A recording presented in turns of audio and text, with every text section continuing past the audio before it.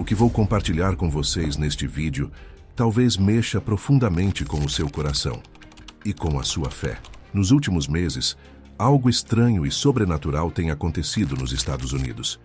E não estamos falando de teorias da conspiração, mas de registros reais capturados por câmeras, testemunhados por milhares de pessoas e que estão ecoando pelo mundo todo.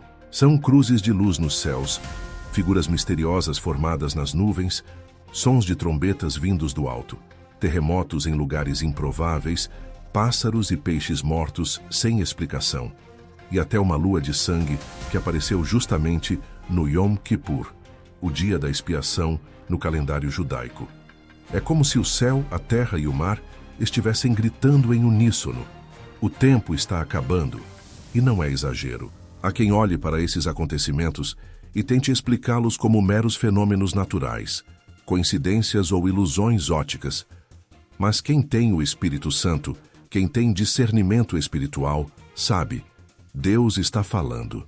E Ele não está falando apenas com os americanos, Ele está gritando para o mundo inteiro, e especialmente para a sua igreja.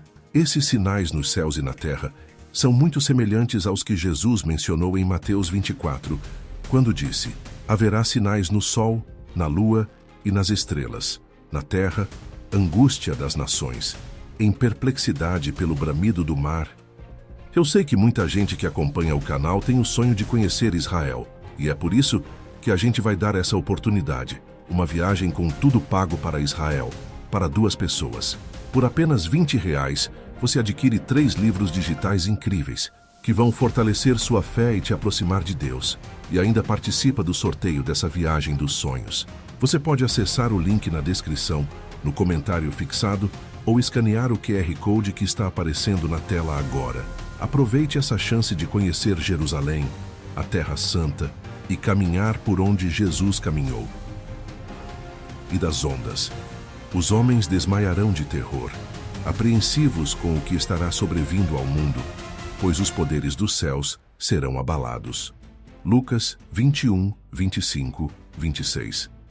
Agora preste atenção nisso. Não estamos falando apenas de um evento isolado. Não é só uma cruz no céu. Não é só uma trombeta misteriosa. É uma sequência de sinais, acontecendo em diversas partes dos Estados Unidos, de maneira rápida, intensa, visual, sonora, como se o céu estivesse dizendo: vocês ainda não entenderam? Preparem-se, Jesus está voltando. Em Michigan, moradores pararam seus carros no meio da estrada para observar uma cruz de luz que surgiu no céu ao entardecer.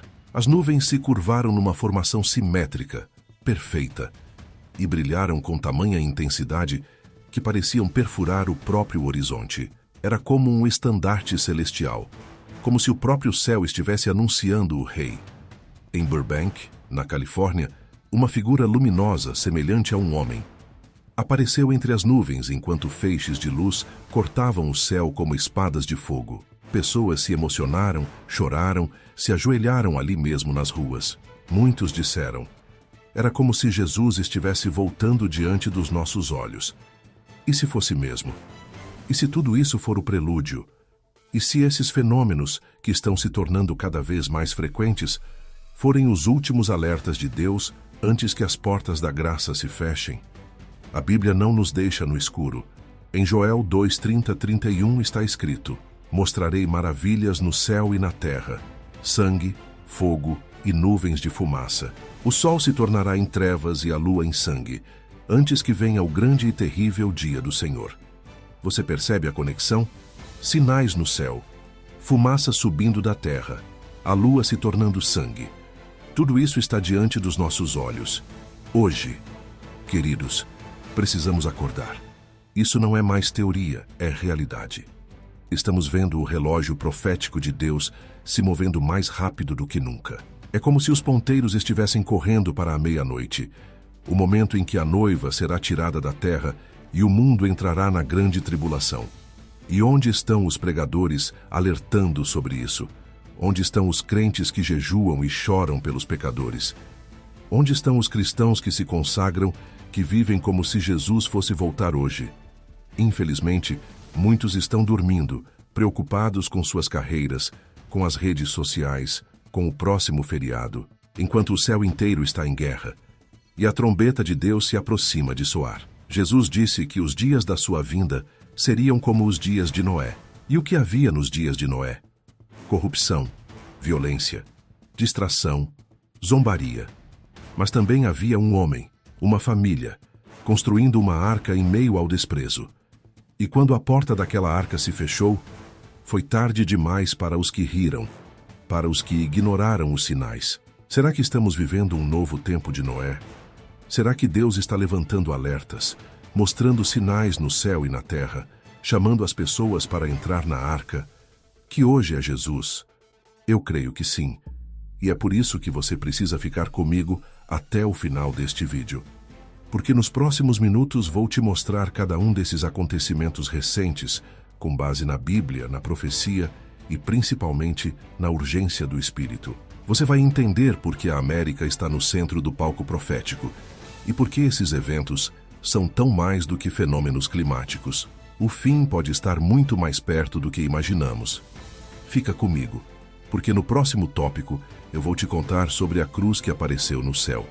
Deixou milhares em lágrimas e acendeu um sentimento no coração das pessoas que só pode ser explicado espiritualmente.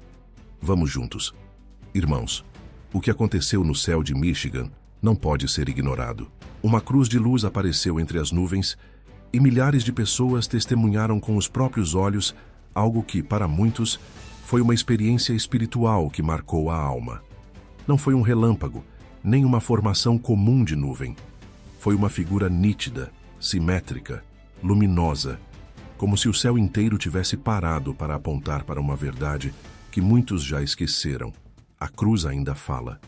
Testemunhas descreveram a cena com vozes embargadas. Uma senhora disse: "Eu senti como se o céu tivesse tocado a terra." Aquilo não era só uma imagem, era uma presença. Outros relataram que pararam seus carros no meio da estrada, saíram em silêncio e começaram a orar, chorando. Um pai contou que seus filhos olharam para cima e perguntaram: "Papai, Jesus vai voltar agora?" Você consegue imaginar a força dessa pergunta saindo da boca de uma criança? O coração deles entendeu algo que os adultos muitas vezes tentam racionalizar. A cruz nos céus foi um sinal, e sinais têm propósito. Eles não aparecem para entreter, mas para avisar, para direcionar, para despertar. E o mais impressionante é que não foi um caso isolado. Poucos dias depois, em New Jersey, a mesma imagem se repetiu. Nuvens formando uma cruz, dessa vez ainda mais intensa, irradiando luz como se lâminas de fogo cortassem a escuridão. Famílias inteiras saíram de casa para olhar o céu. Alguns caíram de joelhos. Outros ficaram paralisados, em completo silêncio. Muitos oraram em voz alta, como se o Espírito Santo tivesse descido sobre aquele lugar ali mesmo, sem templo, sem púlpito, apenas com o céu como altar. Queridos, será que isso é só coincidência?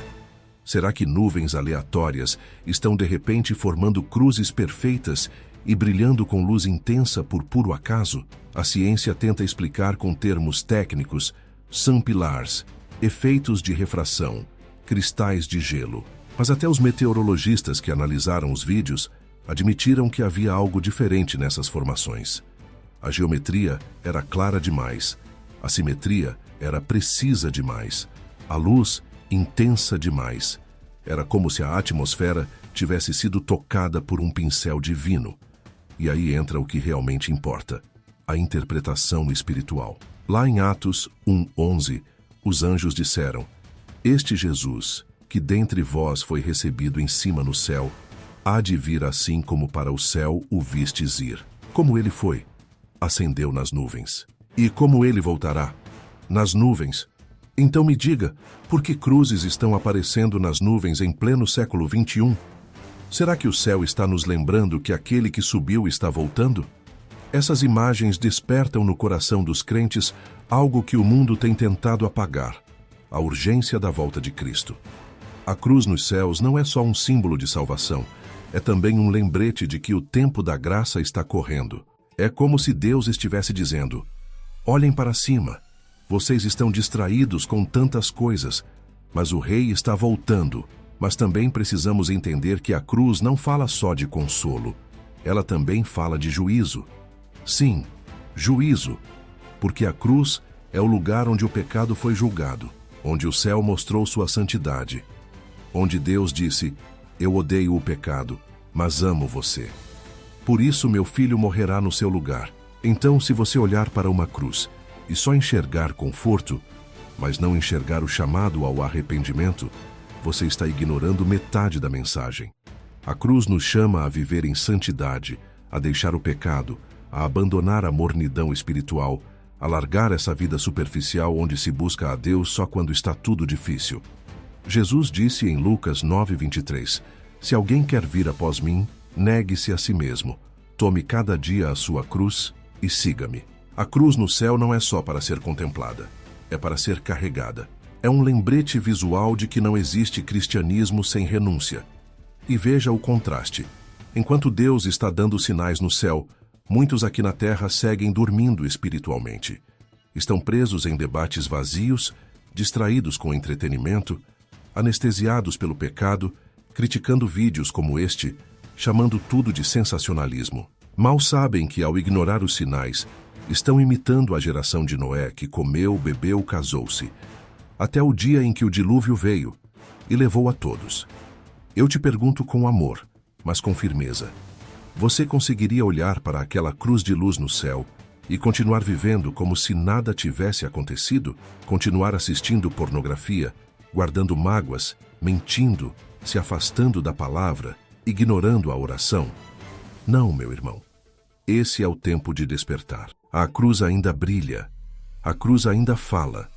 A cruz ainda confronta e convida. Volta para mim antes que seja tarde. Essas cruzes celestiais podem ser o último chamado para muitos. Pode ser que o próximo sinal não venha mais nas nuvens, mas no som da trombeta que marcará o arrebatamento da igreja. E aí não haverá mais tempo para correr ao altar, não haverá mais tempo para mudar de vida. O tempo da decisão é agora. E sabe o que é mais poderoso? Mesmo em meio a tantos sinais de juízo e alarme, Deus ainda coloca uma cruz no céu. Isso é misericórdia. Isso é amor insistente. Ele ainda está dizendo: estou aqui. Volta. Arrependa-se. Ainda dá tempo. Mas por quanto tempo? No próximo tópico, vamos falar sobre algo ainda mais impactante. Uma figura humana formada nas nuvens, vista na Califórnia, com feixes de luz que cortavam o céu como espadas. Muitos disseram que era um anjo, outros que parecia o próprio Senhor. Seria esse mais um sinal de que o rei está prestes a voltar? Vamos continuar. Irmãos, se o que aconteceu em Michigan e New Jersey já foi de arrepiar, prepare o seu coração para o que vou te contar agora. Porque o que foi registrado no céu da Califórnia não se parece com nada que os olhos humanos estejam acostumados a ver. Foi como se o invisível se tornasse visível, como se o véu entre o céu e a terra tivesse sido rasgado por um breve instante. E o que as pessoas viram deixou milhares de joelhos dobrados e olhos molhados. Na cidade de Burbank, ao entardecer, o céu começou a se movimentar de forma estranha. As nuvens, que antes pareciam comuns, começaram a se alinhar, se torcer, se moldar. E aos poucos, uma figura começou a emergir das nuvens. Uma silhueta imponente, que lembrava um ser humano de proporções gigantescas, com ombros largos, braços abertos e um rosto iluminado que parecia observar a terra. Era como se alguém estivesse descendo das nuvens. Essa cena foi registrada em vídeo por diversos moradores. As imagens se espalharam rapidamente pelas redes sociais. Não era um borrão de nuvem que a mente podia interpretar de várias formas. Era algo claro, impactante, com uma simetria que desafia qualquer explicação científica. E então, como se isso não fosse suficiente, feixes de luz começaram a cortar o céu, como espadas flamejantes, iluminando a figura com uma luz branca tão intensa que fez o horizonte brilhar. Sabe o que isso me lembra? Apocalipse 1:7. Eis que vem com as nuvens, e todo olho o verá, até mesmo aqueles que o traspassaram.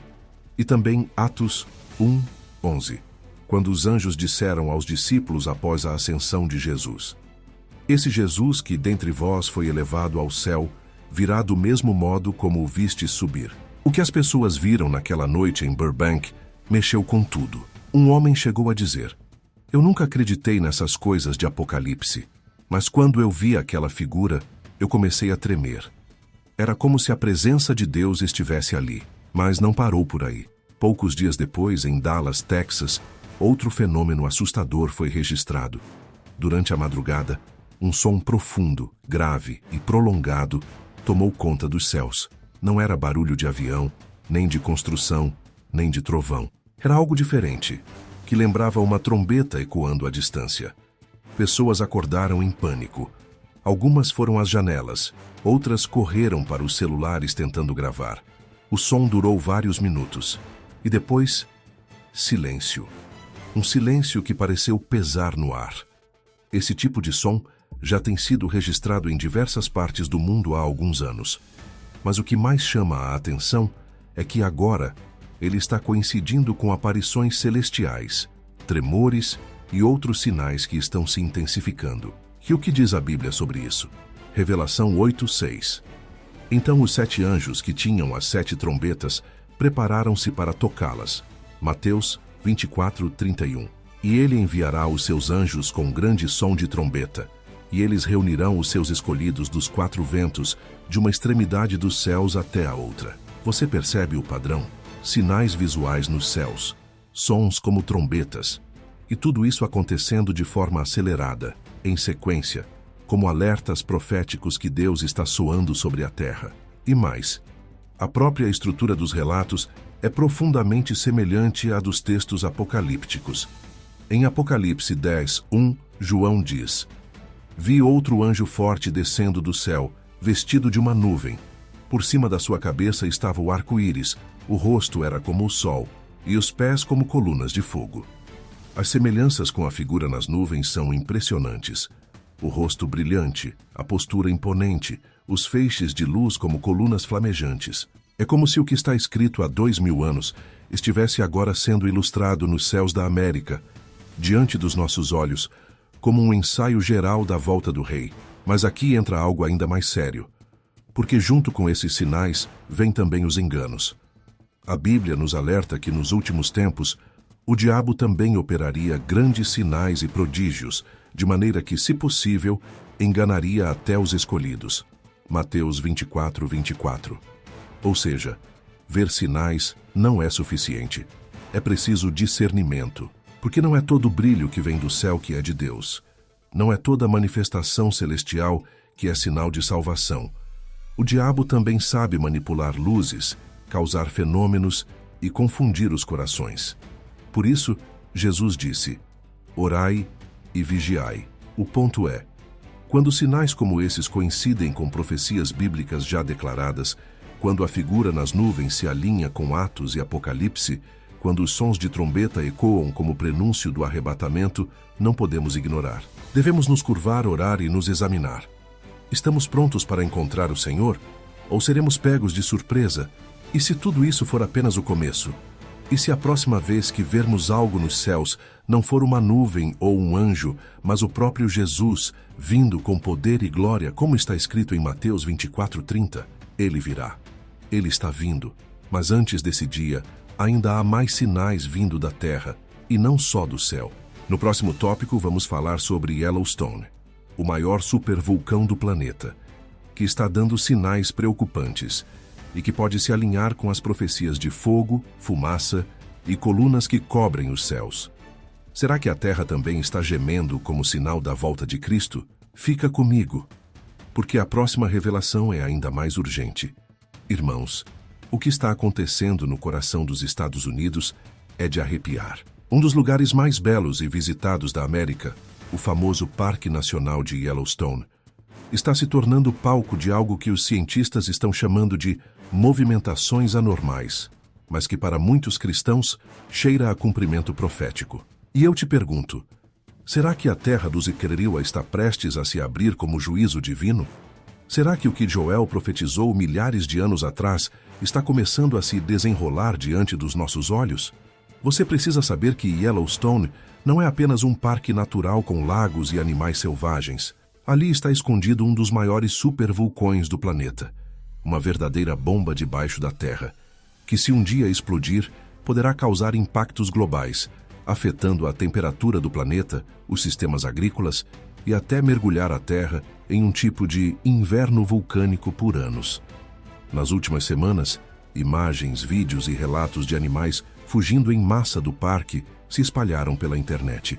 Búfalos, lobos, alces e até os pássaros estão deixando a área como se soubessem de algo que os humanos não conseguem perceber. E isso, irmãos, não é normal. Porque, como muitos moradores ali dizem, quando os animais fogem é porque a terra está gritando. E não são só os bichos que estão reagindo. Tremores de terra incomuns têm sido registrados com frequência dentro da região. Os equipamentos de medição da atividade sísmica mostram o que os cientistas chamam de tremores harmônicos, um tipo de vibração contínua no subsolo que geralmente está ligado ao movimento de magma. É como se a Terra estivesse borbulhando por dentro. Mas tudo isso está acontecendo de forma silenciosa, sutil, como se Deus estivesse avisando com misericórdia antes do estrondo. A palavra de Deus não nos deixa sem direção. Em Joel 2:30-31 está escrito: "E mostrarei prodígios no céu e na terra, sangue, fogo e colunas de fumaça. O sol se converterá em trevas e a lua em sangue, antes que venha o grande e terrível dia do Senhor." Agora pense comigo. O que acontece quando um supervulcão entra em erupção? Fogo, cinzas, colunas gigantescas de fumaça que sobem até a estratosfera e cobrem o céu. A luz do sol é bloqueada. A lua aparece vermelha por causa das partículas na atmosfera. Tudo isso é exatamente o que Joel descreveu. E agora está acontecendo onde? No solo americano. Coincidência? E mais, muitos estudiosos ligam esse tipo de evento ao que João viu no Apocalipse. Em Apocalipse 8:8, lemos: "E o segundo anjo tocou a trombeta, e foi lançado no mar como que um grande monte ardendo em fogo." Muitos teólogos há anos associam esse monte ardente a uma explosão vulcânica de proporções globais. E Yellowstone, se explodir, seria exatamente isso. Uma montanha gigante lançando fogo, cinzas e destruição, abalando continentes e causando impacto não só físico, mas espiritual e escatológico. E o mais chocante é que tudo isso está sendo noticiado, mas ninguém quer conectar os pontos. A ciência chama de anomalia geológica. O governo trata com cautela, mas quem tem ouvidos espirituais sabe. O Senhor está sacudindo a terra. Romanos 8:22 diz: "Sabemos que toda a criação geme e está juntamente com dores de parto até agora." Esse gemido é o que estamos vendo em Yellowstone, mas também em outras partes do mundo. São as dores de parto anunciadas por Jesus em Mateus 24. Terremotos, sinais nos céus. E agora até a natureza fugindo e reagindo a algo que parece vir do profundo da terra. O que mais precisa acontecer para que despertemos? Amado irmão, irmã, não podemos ver isso como apenas uma curiosidade científica. Yellowstone pode não entrar em erupção amanhã, mas a mensagem por trás dos sinais é clara. O tempo da misericórdia está correndo e Deus está nos dando chances, uma após a outra, de nos arrependermos e voltarmos para Ele. O problema é que, enquanto o céu envia sinais e a terra geme, muitos cristãos estão distraídos com brigas teológicas, distrações mundanas e uma vida cristã superficial. Estão como nos dias de Noé, comendo, bebendo, casando enquanto a arca era construída, e o juízo se aproximava. Você está ouvindo o som da terra. Você está discernindo o gemido da criação. Você está percebendo que o Apocalipse não é mais apenas uma leitura para o futuro distante, mas um roteiro que começa a se cumprir diante dos nossos olhos. Deus está usando até mesmo as pedras, os vulcões, os animais e o próprio solo americano para chamar o seu povo de volta. Ele está dizendo: preparem-se, voltem para mim. Eu sou o Senhor da criação. Antes que eu venha como juiz, ainda estou estendendo a mão como pai. E enquanto Yellowstone borbulha por dentro, algo ainda mais chocante foi descoberto nas montanhas dos Estados Unidos. Um vaso selado e uma espada antiga, lado a lado, enterrados há séculos, talvez milênios. Seriam símbolos do juízo e da aliança? Por que essas relíquias surgiram justamente agora, neste tempo tão profético? No próximo tópico, você vai entender por que essa descoberta pode ser uma das mensagens mais simbólicas do fim dos tempos, e o que ela tem a ver com o Apocalipse e com o chamado de Deus à sua igreja. Fica comigo. Irmãos, você já reparou como os céus, os mares e a própria natureza estão falando, quase gritando, com a humanidade? Nos últimos meses, os Estados Unidos, mais uma vez, se tornaram o palco de acontecimentos que, se você olhar com olhos espirituais, parecem retirados diretamente das páginas da Bíblia. Primeiro foram as cruzes de luz no céu. Depois, a figura misteriosa entre as nuvens. Em seguida, a terra tremendo sob Yellowstone. E agora, a criação começa a morrer diante de nossos olhos. Na pequena e pacata região de Kentucky, os moradores acordaram com uma cena aterrorizante. Milhares de pássaros mortos espalhados pelas ruas, quintais, telhados e campos. Era como se o céu tivesse vomitado juízo sobre a terra. Os corpos dos pássaros, principalmente estorninhos e grackles, estavam retorcidos, cobertos pelo orvalho da madrugada, com as asas encolhidas e os olhos apagados. Crianças choraram ao sair de casa. Muitos adultos não conseguiam conter o pavor. Enquanto isso, centenas de quilômetros dali, no litoral da Flórida, milhões de peixes mortos começaram a boiar no mar. As praias, normalmente cheias de vida e turistas, se transformaram em cemitérios aquáticos. O cheiro da morte se espalhou pelos ventos, obrigando famílias a fecharem suas casas. Pescadores relatam que nunca viram nada igual. Alguns dizem que o mar parecia estar sangrando. Tamanha era a concentração de corpos boiando na superfície. E como se isso tudo não fosse suficiente, naquela mesma semana, o céu escureceu e a lua ficou vermelha como sangue. E não foi em qualquer noite. Foi justamente durante o Yom Kippur, o dia do perdão para o povo judeu, o dia mais sagrado do calendário bíblico. Um dia em que, segundo as Escrituras, o povo se humilhava, jejuava, se arrependia dos pecados e clamava por misericórdia. Coincidência? Impossível. A Bíblia fala exatamente sobre esse tipo de convergência entre juízo na criação e sinais nos céus. Olha o que diz em Revelação 6:12. E havendo aberto o sexto selo, olhei, e eis que houve um grande tremor de terra, e o sol tornou-se negro como saco de cilício, e a lua tornou-se como sangue. E em Sofonias 1:3, o Senhor declara: Consumirei os homens e os animais, consumirei as aves do céu e os peixes do mar, e os tropeços com os ímpios, e exterminarei os homens de sobre a face da terra, diz o Senhor. Esses acontecimentos nos Incassing Saiwa ecoam de forma assombrosa essas passagens. Pássaros do céu caindo mortos, peixes do mar morrendo em massa, e a lua tingida de vermelho no exato dia em que o povo de Deus deveria estar em jejum, pedindo perdão. É como se a criação estivesse carregando a dor que muitos corações já não sentem mais. Queridos, essa é a gravidade do tempo em que estamos vivendo. É como se os céus e a terra estivessem tentando acordar a humanidade, enquanto a maioria continua anestesiada.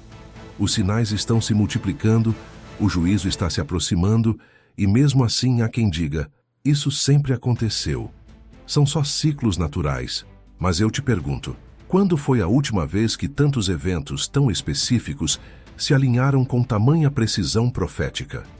O apóstolo Paulo já dizia em Romanos 8:22, sabemos que toda a criação geme como em dores de parto até agora. E Jesus, em Mateus 24, alertou que haveria terremotos, pestes, fome e sinais no céu, como dores de parto que antecedem o nascimento de algo grandioso, ou, neste caso, o nascimento do reino definitivo de Deus e o fim da era presente. O que me deixa em silêncio, com temor e reverência, é o fato de tudo isso estar acontecendo simultaneamente. A terra treme, o céu se pinta com cruzes, o mar morre, as aves caem, a lua sangra, o povo continua cego e Deus continua gritando através da sua criação. Mas mesmo diante desses sinais, muitos zombam. Dizem: é só um eclipse, é só poluição, é só mudança climática. Será mesmo? Ou será que estamos vendo os últimos toques da trombeta da misericórdia tentando nos fazer enxergar que a porta da graça ainda está aberta, mas por pouco tempo. Querido irmão, querida irmã, a criação está nos alertando. Mas será que estamos ouvindo? Ou estamos ocupados demais com as redes sociais, os problemas financeiros, as distrações do dia a dia? Será que já nos acostumamos com a paisagem da morte e da escuridão e esquecemos que a vida eterna está logo à frente? Mas só para os que estiverem com suas lâmpadas acesas. Talvez o céu vermelho não seja só um fenômeno. Talvez seja uma pergunta divina ecoando no mundo. Você está pronto para me encontrar? No próximo tópico, vamos falar sobre um achado misterioso nas montanhas americanas. Uma espada antiga enferrujada e um vaso selado, enterrados lado a lado, como se alguém tivesse escondido ali símbolos proféticos de juízo e aliança. Será que a Terra está literalmente desenterrando os sinais do Apocalipse? Você vai se surpreender. Fica comigo, porque o que vem a seguir pode ser a peça que faltava no quebra-cabeça profético. Irmãos, o que vou compartilhar agora parece roteiro de filme, mas é real, documentado e assustadoramente simbólico. Nas profundezas das montanhas Ozark, no estado do Arkansas, um grupo de exploradores encontrou algo que parece saído direto das páginas do Apocalipse. Uma espada antiga, enferrujada, enterrada ao lado de um vaso de cerâmica selado. 2 objetos que, por si só, já despertam curiosidade. Mas juntos, nesse momento profético da história, eles falam, e falam alto. Segundo os relatos, os objetos estavam enterrados sob rochas e terra, como se tivessem sido guardados com intenção, protegidos do tempo, esperando o momento certo para reaparecer. A espada, embora corroída pelo tempo, trazia marcas gravadas no cabo, símbolos geométricos e traços que não pareciam pertencer a nenhum exército comum. Não era uma arma de batalha qualquer. Era uma espada cerimonial, feita não para matar, mas para declarar algo. Já o vaso completamente selado estava intacto, de cerâmica firme, sem rachaduras, com a tampa colada de forma tão precisa que os especialistas hesitam em abrir. Ninguém sabe o que há dentro. E talvez seja melhor assim, porque o peso simbólico desses 2 objetos lado a lado, escondidos no solo de uma nação que está espiritualmente adormecida, é forte demais para ser ignorado. E aí você me pergunta, mas o que isso tem a ver com profecia? Com Apocalipse? Com a volta de Jesus? Tem tudo. Vamos olhar para a palavra. Em Apocalipse 19:15 está escrito: sai da sua boca uma espada afiada, com a qual ferirá as nações. Ele as governará com cetro de ferro. Ele pisa o lagar do vinho do furor da ira do Deus Todo-Poderoso. A espada representa julgamento, justiça, palavra que corta. É símbolo da ação reta de Deus contra o pecado das nações. E em Hebreus 4:12 a Bíblia diz: porque a palavra de Deus é viva e eficaz, mais cortante que qualquer espada de 2 gumes. Agora veja, em tempos de silêncio espiritual, quando a verdade é relativizada e a santidade é desprezada, Deus revela uma espada oculta no ventre da terra. Não é só arqueologia, é mensagem. É como se o próprio Senhor estivesse dizendo: minha justiça ainda permanece, minha espada não está embotada, meu juízo está afiado. E ao lado da espada, o vaso selado. Por que um vaso? Em Jeremias 32:14, Deus manda o profeta guardar documentos de compra em um vaso de barro selado. Aquilo representava aliança, promessa, pacto. Era um lembrete de que, mesmo em tempos de cativeiro, Deus ainda tinha um plano de restauração para o seu povo. O vaso simbolizava algo guardado, precioso, eterno. E agora, séculos depois, um vaso selado emerge da terra dos Estados Unidos, ao lado de uma espada. Você percebe o contraste? Juízo e aliança, justiça e misericórdia, julgamento e promessa. A espada diz: o juízo está chegando. O vaso diz: mas ainda há um pacto. E juntos eles gritam: prepare-se, o tempo está acabando. Irmãos, não é por acaso que esses objetos surgem agora. Eles poderiam ter sido encontrados há 50, 100 anos, mas foram descobertos exatamente neste tempo, em que a terra treme, os céus brilham com cruzes e a lua se transforma em sangue. Tudo aponta para uma mensagem maior. E há mais. Ninguém sabe o que há dentro do vaso. Poderia conter manuscritos, pequenos artefatos ou até objetos simbólicos, como pergaminhos, pedras ou moedas. Mas até que seja aberto, o vaso permanece como um mistério profético, um lembrete de que nem tudo será revelado agora. Há coisas que só serão abertas no tempo determinado pelo Senhor. Lembra dos 7 selos do Apocalipse? João viu um livro que ninguém podia abrir, até que o Cordeiro apareceu. E aos poucos, os selos foram sendo rompidos, cada um liberando um novo julgamento, uma nova fase do fim. Talvez este vaso seja apenas um símbolo terreno de uma verdade espiritual muito maior. Os selos estão sendo abertos. O relógio profético está avançando. O tempo da misericórdia está se estreitando. A espada está pronta. E o pacto, ainda que escondido, ainda está valendo, para quem crê. Mas atenção! Assim como os objetos estavam escondidos, enterrados no escuro, muitos também estão enterrando suas consciências. Estão enterrando o arrependimento, a santidade, a fé genuína. Estão vivendo como se Deus estivesse em silêncio. Mas Ele não está. Ele está falando, com sinais, com terremotos, com luzes no céu, com sangue na lua, e agora, com relíquias proféticas saindo do próprio solo. Você vai continuar fingindo que nada está acontecendo? Vai tratar isso como simples coincidência? Ou vai entender que Deus está usando até mesmo objetos antigos para anunciar o novo que está para acontecer? No próximo e último tópico, vamos fechar esse grande alerta com um chamado sério e amoroso. A volta de Jesus está mais próxima do que imaginamos. E o que você precisa fazer agora, antes que seja tarde demais? Fica comigo, porque o último aviso pode estar sendo entregue agora. Irmãos, depois de tudo que vimos até aqui, cruzes brilhando nos céus, sons de trombeta ecoando entre as nuvens, terremotos silenciosos em Yellowstone, pássaros caindo do céu, peixes morrendo no mar e até objetos misteriosos sendo desenterrados no solo americano. A pergunta não pode mais ser ignorada. Será que a volta de Jesus está mais próxima do que pensamos? A verdade é que sim. Tudo isso aponta para uma única direção. O mundo não está só passando por uma fase difícil.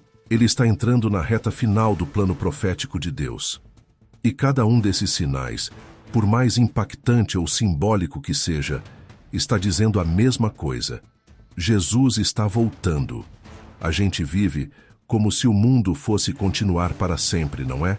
Faz planos para daqui a 5, 10, 20 anos, e não há problema em planejar. Mas o perigo é viver como se o céu não existisse, como se o juízo não fosse real, e como se o arrebatamento fosse só uma metáfora. Só que o arrebatamento não é metáfora, é realidade.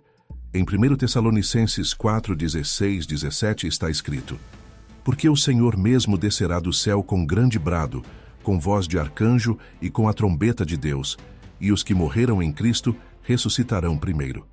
Depois nós, os que ficarmos vivos, seremos arrebatados juntamente com eles nas nuvens, para o encontro com o Senhor nos ares.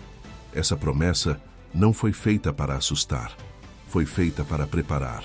O Senhor virá buscar a sua igreja. Mas a grande questão é, quantos estarão prontos quando isso acontecer? É por isso que eu preciso ser direto com você. Você está preparado para a volta de Jesus? Está vivendo em santidade? Tem buscado o Senhor com sinceridade? Tem lutado contra o pecado?